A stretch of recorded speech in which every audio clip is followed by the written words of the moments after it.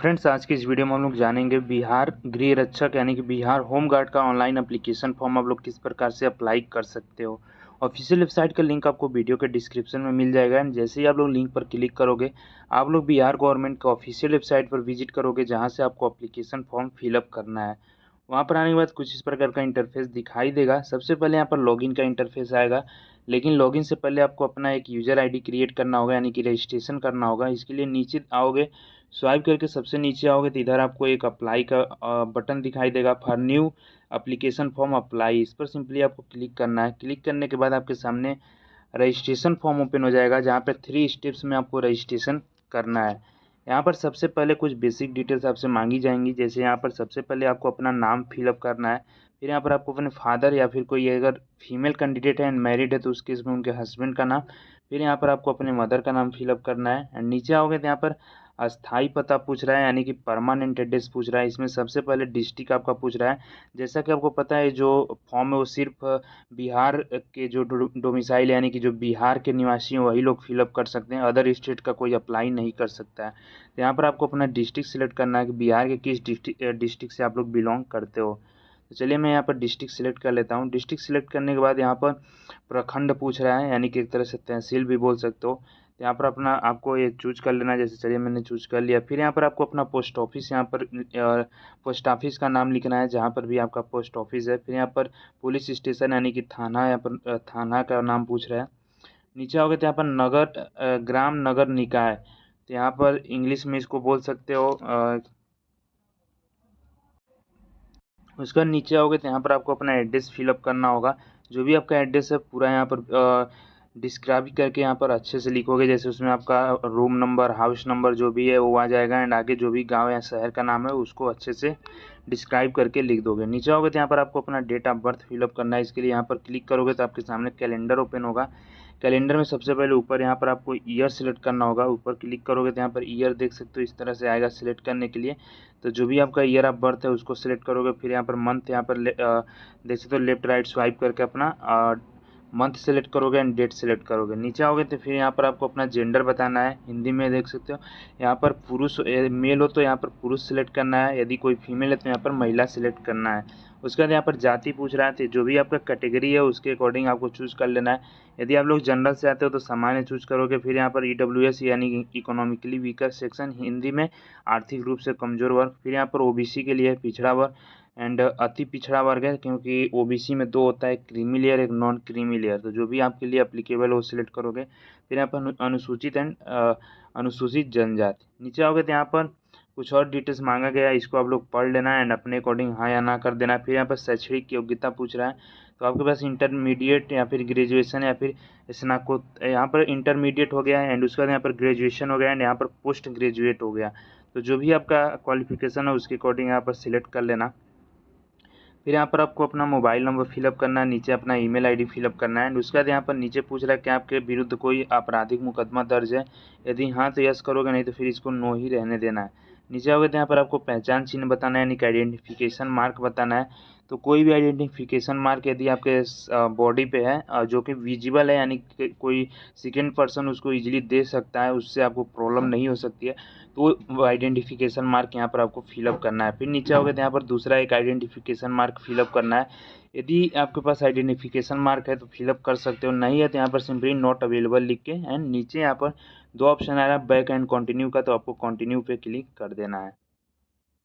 अभी मैं आ चुका हूँ यहाँ पर नेक्स्ट स्टेप पर। देख सकते हो ऊपर यहाँ पर बेसिक डिटेल के सामने यहाँ पर ग्रीन टिक मार्क आ चुका है, यानी कि मेरा जो बेसिक डिटेल्स है वो प्रॉपरली फिलअप हो चुका है। अभी हम लोग सेकेंड स्टेप पर हैं, जहाँ पर हमें डॉक्यूमेंट्स अपलोड करना है। इसमें सबसे पहले आवेदक का फ़ोटो अपलोड करना है यानी कि एप्लीकेंट फोटोग्राफ।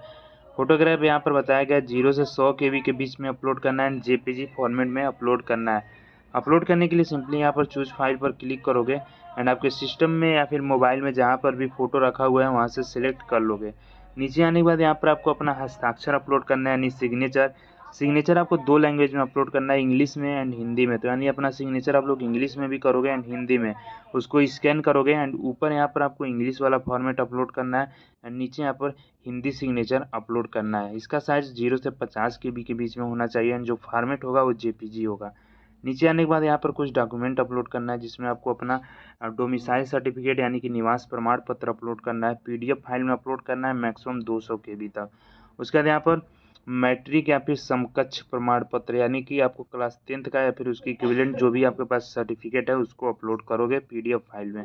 उसके बाद यहाँ पर फिर इंटरमीडिएट, जो कि मैंने अपना क्वालिफिकेशन इंटरमीडिएट सेलेक्ट किया था, इसलिए यहाँ पर मुझे इंटरमीडिएट का सर्टिफिकेट अपलोड करना है।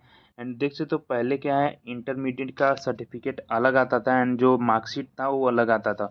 यदि आपके साथ ऐसा है तो यहाँ पर पहले सर्टिफिकेट अपलोड करोगे एंड फिर नीचे यहाँ पर मार्कशीट अपलोड करोगे। इन केस यदि आपका दोनों सेम है, जैसे अभी अभी मार्कशीट एंड सर्टिफिकेट सेम आता है, तो उस केस में आपको दोनों में सेम PDF ही अपलोड कर देना है। उसके बाद आरक्षित संबंधी कोई प्रमाण पत्र अपलोड कर देना है। तो यहाँ पर क्या है, अभी मैंने अनुसूचित जाति सेलेक्ट किया है, तो अनुसूचित जातियों को यहाँ पर आरक्षण मिलेगा क्योंकि SC कैटेगरी है। तो इस केस में आरक्षण लेने के लिए मुझे जाति प्रमाण पत्र अपलोड करना पड़ेगा। यहाँ पर आपको अपना कास्ट सर्टिफिकेट अपलोड कर देना है। उसके बाद यहाँ पर एक छोटा सा डिक्लेरेशन है, इसको यहाँ पर टिक मार्क करके इसको कंफर्म कर देना है। नीचे यहाँ पर कैप्चा फिलअप करना है। कैप्चा यहाँ पर नीचे दिया गया है, एग्जैक्टली वही कैप्चा ऊपर यहाँ पर फिलअप कर देना है। फिलअप करने के बाद नीचे सेव एंड कंटिन्यू पे आपको क्लिक कर देना है। सभी डॉक्यूमेंट्स अपलोड करने के बाद जब आप लोग नीचे सेव एंड कंटिन्यू करोगे तो इस तरह का एक पॉपअप आएगा जहाँ पर पूछ रहा है are you sure to save the record. तो यदि आप लोग श्योर हो यानी कि सभी डॉक्यूमेंट्स आपने सही से अपलोड कर दिया है तो उस केस में आपको यहाँ पर यस करना है। यदि आपको श्योर नहीं हो, आपको लगता है कोई डॉक्यूमेंट मिस्टेक हो सकता है, तो उस केस में आपको नो करके दोबारा से सभी डॉक्यूमेंट्स मैच कर लेना है। अभी डेटा सेव्ड सक्सेसफुली आ चुका है, मैं इसको ओके करूँगा। ओके करने के बाद ये जो भी डिटेल्स मैंने फिलअप किया है उसका एक प्रीव्यू आएगा। प्रीव्यू में क्या है, सभी डिटेल्स आपको मैच करना होता है कि जो भी डिटेल्स आपने फिलअप किया वो बिल्कुल सही है। मेरे केस में देखो, मैं यहाँ पर डमी फॉर्म फिल कर रहा हूँ यानी कि वीडियो रिकॉर्ड करने के लिए फॉर्म फिल कर रहा हूँ, इसलिए मैंने यहाँ पर सेम डॉक्यूमेंट्स अपलोड करके यहाँ पर फॉर्म को कंप्लीट कर दिया। लेकिन आप लोग यहाँ पर अच्छे से सही डिटेल्स फिलअप करना है। अभी नीचे दो ऑप्शन आ रहा है, एडिट एंड कन्फर्म का। यदि आपको लगता है कोई डिटेल आपने गलत फिलअप कर दिया तो उस केस में आप लोग नीचे एडिट पर क्लिक करके उसको सही कर सकते हो। यदि आपको लगता है सभी डिटेल्स सही हैं तो उसके इसमें नीचे कंफर्म का बटन है, इस पर आपको क्लिक करना है। क्लिक करने के बाद फिर से वही पॉपअप आएगा, are you sure to confirm the application. एक बार आप इसको यस कर दोगे, इसमें किसी भी प्रकार का मॉडिफिकेशन नहीं कर पाओगे यानी कि सुधार नहीं कर पाओगे। तो चलिए मैं इसको यस करता हूँ। यस करने के बाद मेरा रजिस्ट्रेशन सक्सेसफुल हो जाएगा एंड SMS के थ्रू मुझे मेरा registration number and password receive हो जाएगा।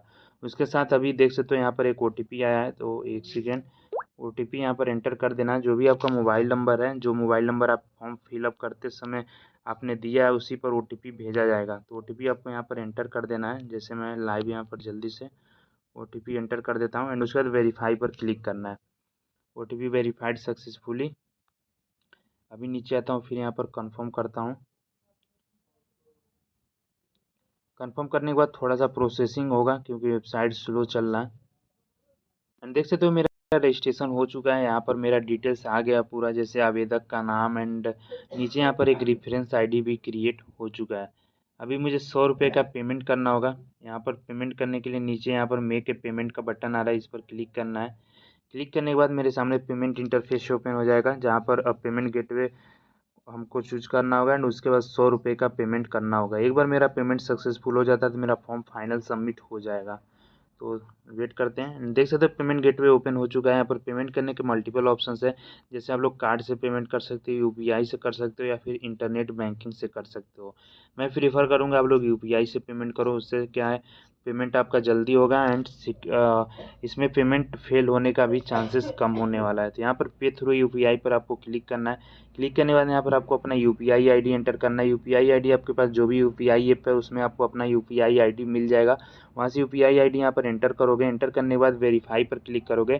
क्लिक करने के बाद जैसे आप लोग वेरीफाई पर क्लिक करोगे, आप लोग का जो भी UPI ऐप है उसमें एक पेमेंट का रिक्वेस्ट जाएगा 100 रुपये का, उसको आपको अप्रूव करना होगा। 100 रुपये का नहीं, सॉरी, यहाँ पर कुछ चार्जेस लगाने के बाद 106 रुपये का पेमेंट रिक्वेस्ट जाएगा, उसको आपको एक्सेप्ट करना है अपना UPI पिन एंटर करने के बाद।